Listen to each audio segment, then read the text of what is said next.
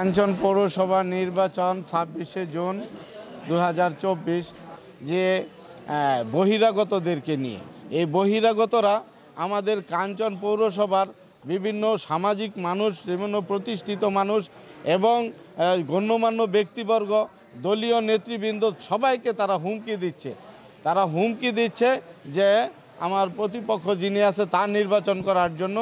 সেটা নাকি আমাদের এমপি মহোদয়ের নির্দেশ। আমাদের এমপি মহোদয়ের নির্দেশ মতে তারা এই বহিরাগত সন্ত্রাসীরা এসে আমাদের কাঞ্চনের বিভিন্ন জায়গায় অলিগলিতে ঢুকে আমাদের কর্মীদের বা সামাজিক যারা সমাজের প্রতিষ্ঠিত লোক তাদেরকে তারা হুমকি দমকি দিচ্ছে। এই ৪ নং ওয়ার্ডটা অনেক ইয়ের মধ্যে আছে, সংখ্যায় আছে, ঝুঁকিপূর্ণ আছে। ৯ নং ওয়ার্ডটা ঝুঁকিপূর্ণ আছে, ১ নং ওয়ার্ড ঝুঁকিপূর্ণ, ৬ নং ওয়ার্ড ঝুঁকিপূর্ণ। এমনি করে ১৯টা সেন্টারের মধ্যে ৪টা সেন্টার ঝুঁকিপূর্ণ আছে।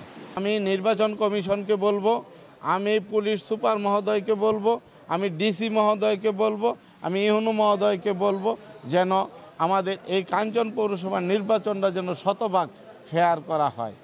আমরা যদি শতভাগ ফেয়ার করি তবে কাঞ্চনের মানুষ আমাকে জগ মার্কায় ভোট দিয়ে ২৬শে জুন নির্বাচিত করবে বিপুল ভোটের মাধ্যমে।